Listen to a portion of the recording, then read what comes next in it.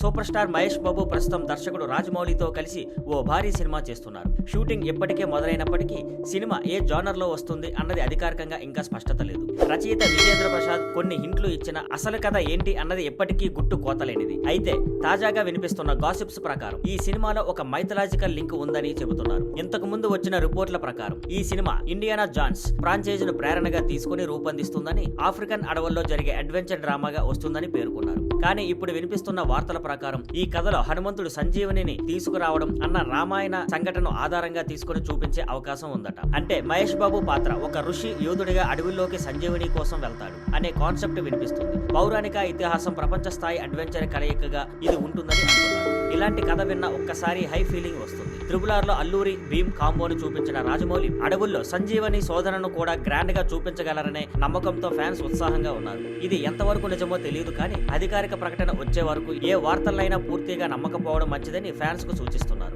ఈ సినిమాలో మహేష్ బాబుతో పాటు పృథ్వీరాజ్ సుకుమారన్, ప్రియాంక చోప్రా కూడా నటిస్తున్నారు. సంగీత దర్శకుడుగా ఎంఎం కీరవాణి పనిచేస్తున్నారు. Thank you for watching. Please like, share and subscribe.